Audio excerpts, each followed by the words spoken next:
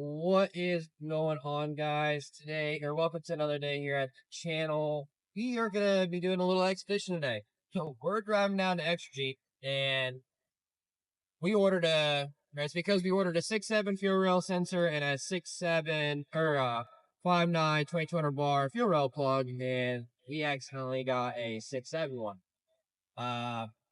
So we're driving down there to do an exchange on that fuel rail plug, and on top of that, we're going to do a little tour of the facility, talk about some of the products they offer, and go from there. Kind of just get an idea of how they make their CP3 pumps, injectors, and everything else that they do there that makes our trucks go fast.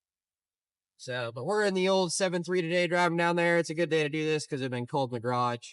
It's like Midwest's fourth winter. It's snowing out. After a 60-degree yesterday, this is like third or fourth time it's done that. So we're just kind of taking a little cruise here in Victory Lane, driving down there. It's only about an hour drive, so it's not too bad. So something I want to update you guys on too is we are now officially a fast dealer. So if you go check out our website, we're mainly pushing fast fuel pumps now over the brake kits, just because I needed to have something to build a little more revenue so I could design more brake kits, because I ran out of funding when it came to designing the brake kits. Just how expensive it costs to develop one kit is actually kind of insane. So unfortunately, we're kind of putting a pause on that, or pumping the brakes a little bit on that, and gonna push the fast pumps, do some racing, do some truck shows this year, and then hopefully maybe in the future we'll get back into doing the brakes. But you guys want to take a little tour in Victory Lane down at Exergy, stay tuned, and we will get that coming up for you guys. And we'll start by talking about maybe some products they have to offer and go from there. All right, guys, welcome to the channel today. We've got Jeff here with Exergy and Jordan, and they're going to give us a little tour of the facility, and we're going to do a breakdown of some pumps, injectors, and fuel rail. Yeah. Kind of go from there. Yeah. All right, you want to take us out then? Yeah, let's take it up.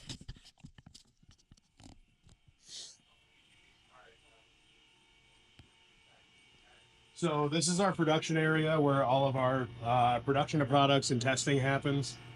We have our shop divided up into a couple of different areas. We've got pump build and tear down, where any pump that comes in, when we order a stock pump, it'll come in here, get broken down.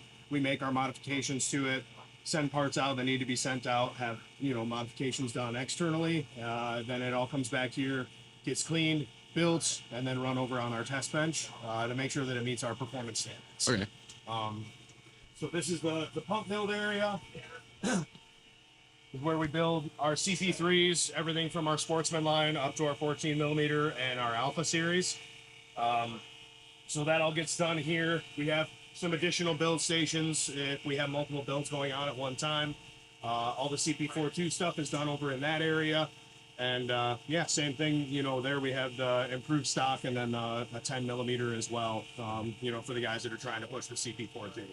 So what's like the pressure difference and the flow rate difference of, let's say, a Sportsman or a 10 mil all the way up to a 14? Yep. So on a CP3, they're all rated to the same pressure, but they can a CP3 Sportsman will support roughly about 600 horsepower worth of fuel, and then our 10 mil will do basically about 800 horsepower with the right air and fuel. 12 mil is good for 1,000 horse by itself, and then 14 mil, we have guys pushing 1,1700 horsepower on a single 14 mil pump. And then our Alpha series for the guys that are really turning it hard, pushing it hard. Pretty much Austin Deutsch out of the fire pump crew, he's running faster and pushing harder on a single pump, more so than anyone else in the industry that I know of. And he's making pretty confidently, with nitrous, 2,300 to 2,400 horsepower on a single pump. That's insane. Yeah. That's awesome. Yeah, and I mean, he's got 130 passes running, so he runs a set of our 500% over injectors. He had 130 passes on his D&J Enforcer before he ever even had to break the thing down to do a refresh. And honestly, when he got the engine to Drew broke it down and said, "Man, everything looks great. I really don't know that we needed to tear this apart." Oh, God. So I mean, it just goes to show, with the right stuff and paying attention and doing what you need to do, you can get really good longevity out of this stuff. No. Well, what I like to say is buy buy expensive, buy it once, and Buy then once, don't. try once. Is something we hear a lot. Yeah. So Yeah, I'm learning that one the hard way, just a wee bit. yeah. I mean, nothing about this this industry is cheap. Oh. You know, it's an expensive hobby, but man, is it fun. Oh, yeah. It's way different than anything else out there. Yes, sir. We like to be the oddballs. Yes, sir. Yeah. So when it comes to your guys' pumps pumps, when you usually do like a 10 mil versus 12 mil, what injectors do you usually recommend for those customers? Are you trying to go maybe bigger or maybe a medium rate? So it really depends on the application, what you're trying to get out of the truck or out of the application. Like a general rule of thumb, 12 mil and 100% over injectors are usually good for 1,000 horsepower. A lot of times we'll recommend going a little bit bigger on injector just so you can get your pulse width dialed back, and that way it'll give you a little bit more capacity if you want to upgrade later on. Then you're not having to get both all new. You could just swap out, get rid of your 12 mil and put a 14 mil on there and push those injectors a little bit harder. But typically when you're making power, the shorter you can keep the pulse width, get the fuel in within the same amount of time, is going to end up providing greater longevity and less stress on all your hard parts. Fair enough. All right. So I guess let's do a breakdown of the injectors next. Yeah, we can go through and do that. So our injector area kind of starts over on this side of the shop. The jet? It's not actually start. What's that? You gotta make a note of this. Oh, okay. With the injectors. There it goes. All right. Yep. All right. So we laser etch every single injector we take in. So when we intake injectors, they start on this cart. We load them into our fixtures, then they go into this machine, and we laser etch our logo on every injector we produce. So we've been doing that since about 2015. So if you ever have a question about are my injectors Exergy injectors, that's usually the quickest and first thing we tell people to look for. Okay. Along with a lot of your smaller parts like that 2200 bar. Exactly. Fuel rail plug is etched, and even the 6.7 fuel rail sensor I have is etched on one of the hex pieces. So exactly. That way if people do know and they buy a truck, well, what's done to it? Well, it says Exergy right here. Yep. Now we know what we got. Yeah, exactly. Yep. Yeah, fantastic. So then the rest of our build process for injectors happens over in this area. This is one of our main test benches where we balance out, or if you send a set of injectors, that you want modified, this is where we baseline test them, make sure that everything's good with them if we are going to modify. From that point, if everything looks good, they get a clean bill of health, then they'll go and get broken down in this area. The nozzles will get taken off. Those will go over to our hone and get honed to whatever desired flow rate you want. So that's kind of a misconception that happens in the diesel world, right? Everything we're doing is, by a percentage over flow. And a lot of people might not know, okay, well, what does 100 overs, like, what does that mean? Is it 100 horsepower, or what is that? That's based on the flow rate of the nozzle. So whatever the flow rate is, if it's 100% over, then that means it's twice the stock flow. It's 100% increase. And that's not always going to equate to, under the same test conditions when the injector's actually built, it's not going to mean that you get twice as much fuel with each shot. That's variable depending on a lot of different conditions. But that's how we build our injectors is by that flow rate. We do all the way up to 500% overs. In development, we have tried some 700 and 800% over injectors. We have found that doesn't really. It's just a garden. That's just a garden hose. Let's thread a garden hose in here and call it a. Yeah, bigger's not always better, because at that point, you just end up getting too large of a fuel droplet, and it doesn't burn quickly enough. It's not efficient enough. Right. So, and that's what we go for, right? That's what it's all about. The name of the game is, if you want to make more horsepower, you have to burn more fuel more efficiently. Right. So, when you put too much fuel in the cylinder, you're gonna get a lot of cylinder pressure. That's where you start to pop head gaskets and not have a good time. We already have extremely high cylinder pressure, right? Compared to, I mean, the diesel stuff that we're doing, we're seeing higher cylinder pressures than a top fuel dragster. It's just, it doesn't last as long. Right. So, Yep. yeah. So, But, yeah, we'll kind of walk around here.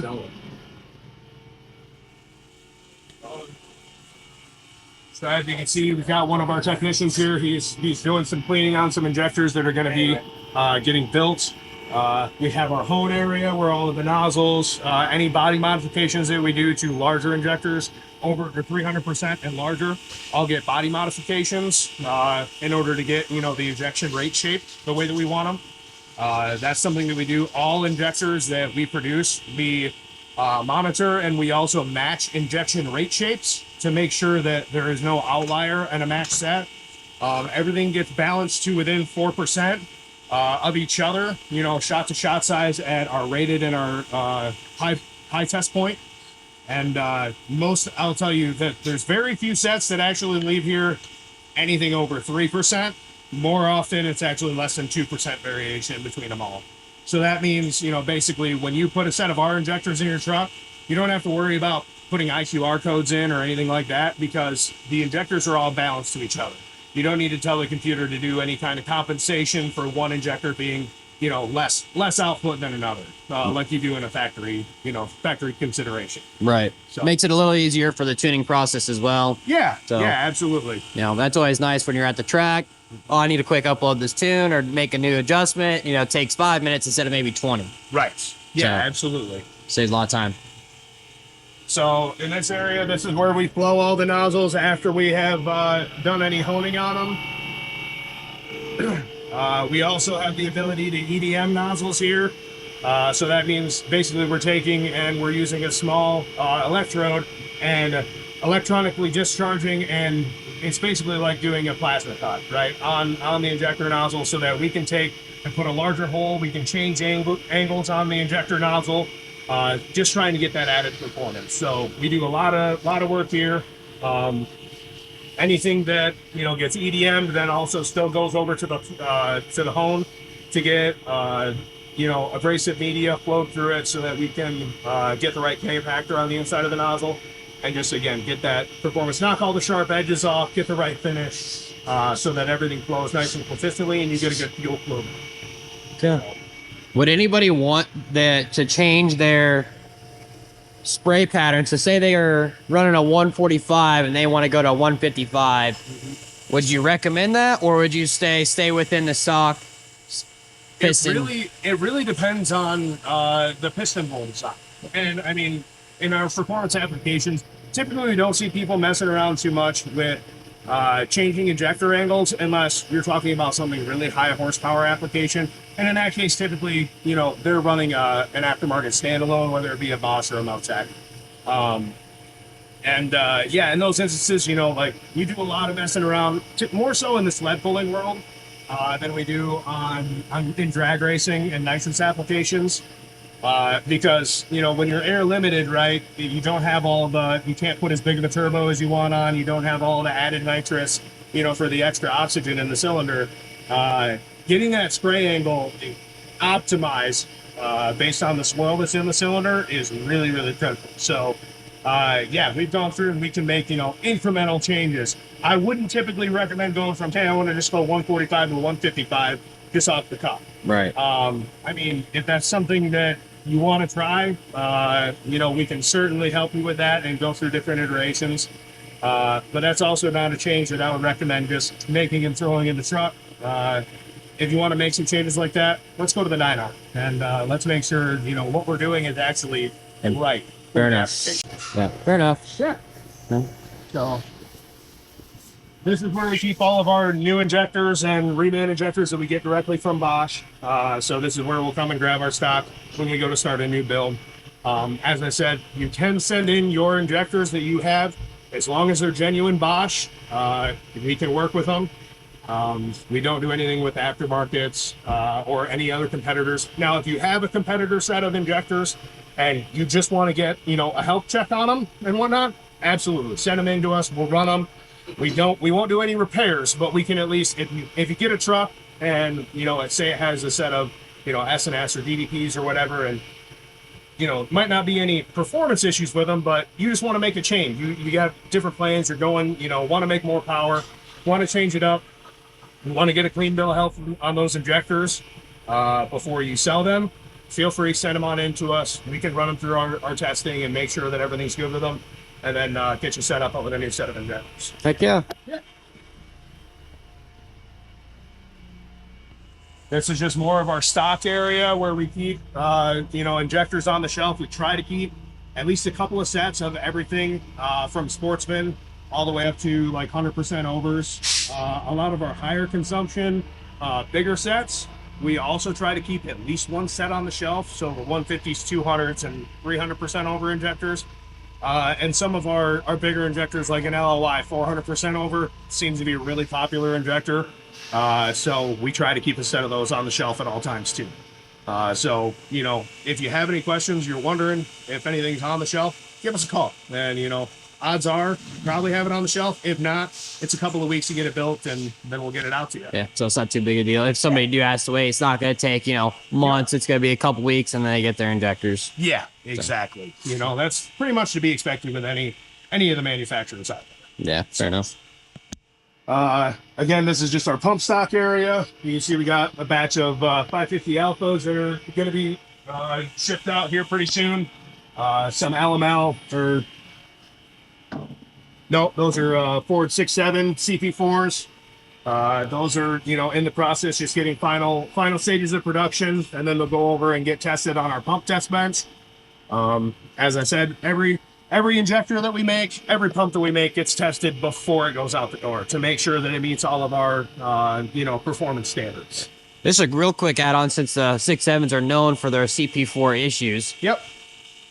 What it makes your guys's your CP4 better than the factory one, and why would you maybe recommend changing out to that since those 6.7 CP4s do have failure problems? Yeah, so with the CP4s, the reason that we see any failures, the reason why it's such a big deal globally, right, or at least in the market perception that there's an issue with the CP4 is because they're really susceptible to any kind of intrusion of debris or bad fuel quality. And truth be told, fuel quality in the U.S. compared to the, other places in the world, mainly Europe, where CP42 has been used for a really long time, and they don't see nearly the amount of failure rates as what we do, is because their fuel quality is way better. So with ours, that's one thing we really push and recommend people stay on top of your maintenance, your filter changes. Make sure that you're getting fuel, like good quality fuel from like a high volume consumption fuel station. So it's getting turned over, and it's not going to be some rinky dink that, who knows, that diesel may have been sitting in that underground storage tank for 6 months and have a bunch of debris coming off of the bottom, of the tank or whatever. Make sure you're getting good, high quality fuel out of a, fresh fuel, and run a good additive. Whether you're running our additive, our additive has basically the highest lubricity of any of the major additives on the market. That's what we wanted to go for. Another great one is Hot Shot Secrets Everyday Diesel Treatment. They also do a great job. Theirs has a little bit higher cetane boost than what ours does.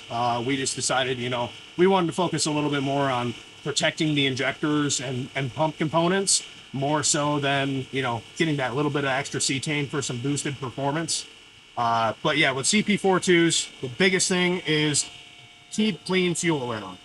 After that, the other thing that we do differently is we have our System Saver M prop, which has it's a much finer mesh screen on the M prop. It's what, two layers of 10 micron. Yeah, 2 layers of 10 micron stainless steel mesh. The factory was a 50, I believe 40 or 50 micron. We'll have to confirm that information for you.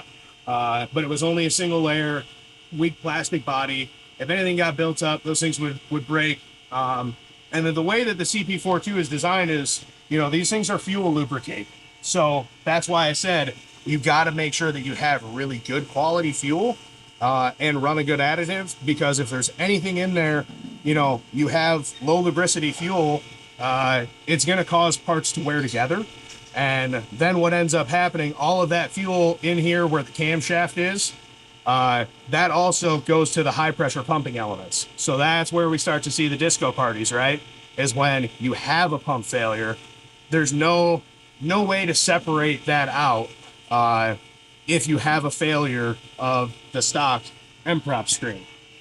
So Jordan can talk about those a little bit, give you a comparison. So yeah, the factory is a 50 micron screen and it has a plastic cage around it. And these are actually known to, what's the best word for it? Blow out, if anything. Yes. The screen separates from the plastic, and at that point, well, now the fuel has a way through with All the debris. no filtration. It just goes straight through it. Versus ours, we use a stamp cage, stainless steel with the 2 layers of 10 micron mesh. It's a lot more robust and it's a lot finer. Catches a lot more. And this is no guarantee that if you have a CP4 failure that it's going to, prevent you. But we've seen basically like an 86, 87% reduction in need to also pull out and change out injectors if you have a CP4 failure. Yes. I mean, we've had a great deal of success with this. Like I said, nothing in life is 100% guarantee, but comparatively, this is a whole heck of a lot cheaper as far as an insurance policy than going through and doing a whole new pump or, whatever else. To me, the cost of that for the added peace of mind that, man, if something should happen, I got a fighting chance. Right. Yeah, it's versus a whole fuel system. Maybe it's just a pump. Right. Versus injectors, lines, pump, rails, all of it. Exactly. And like I said, we have quite a few of our dealers that, they put them on a truck, and like 6 months later, they had a failure on that truck. I was able to pull the pump out. Pull the M-prop off. There's stuff all over the screen, but pull the rails, clean them out and whatnot. Not a bit of debris. They still go through and clean them and make sure. But when they've gone through and done that, they haven't needed to replace injectors.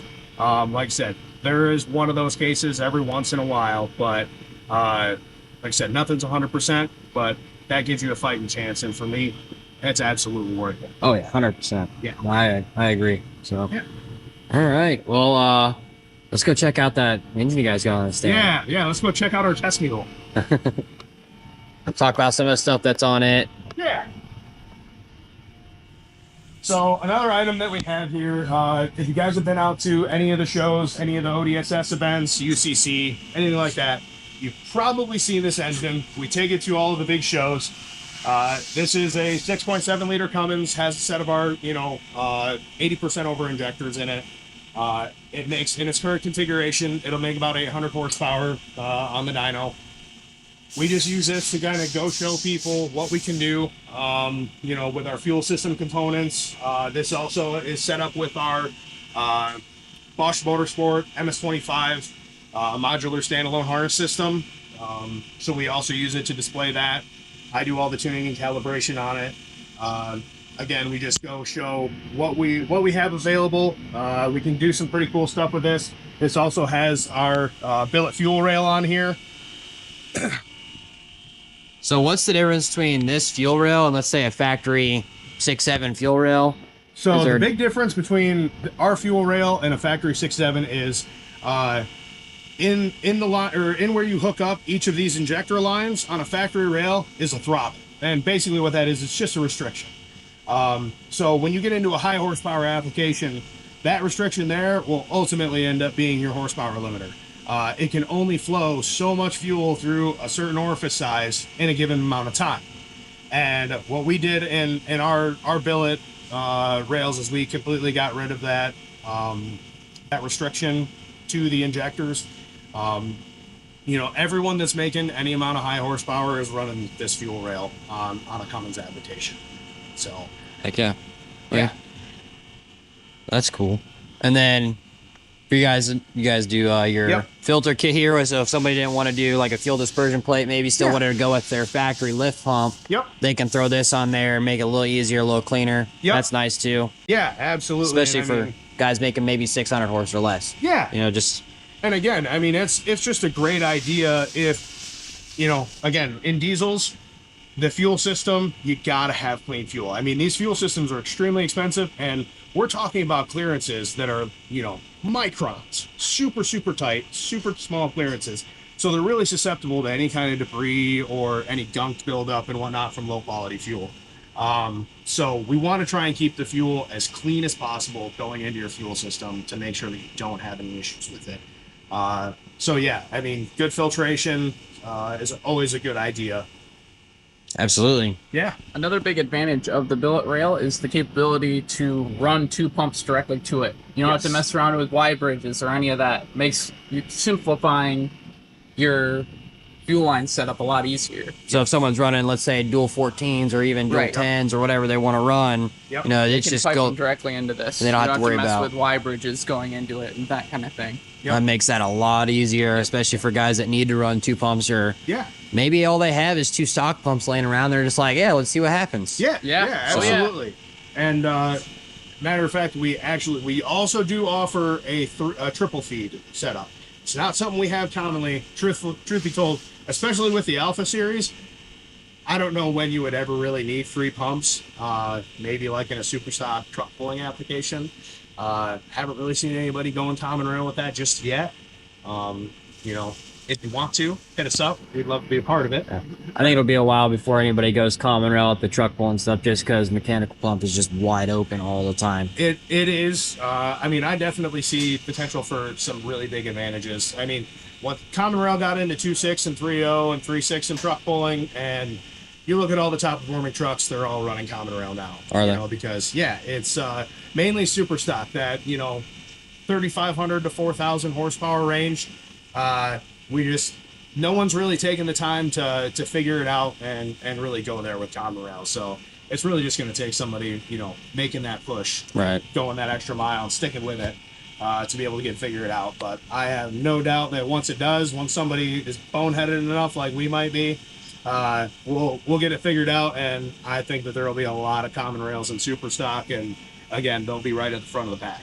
Well, you guys heard it from Jeff. You know, if you guys are gonna do that, call them up. Yeah, they'll work with you. Hey, They'll be super excited too. Yeah, I mean, we love making horsepower. That's what we're all about here, right? Doing it, making as much horsepower on as little fuel quantity as possible. Yes, sir.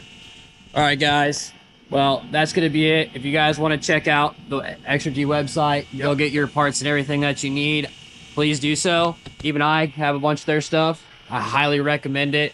It's a really neat tour. I really appreciate you guys letting us walk around and see what you guys do. Yeah, we appreciate you stopping by. That's just really awesome. So you guys have a good one. Don't forget to like, comment, subscribe down below, and I'll put the link for Exergy's website and mine in the link down below as well. Y'all have a good one.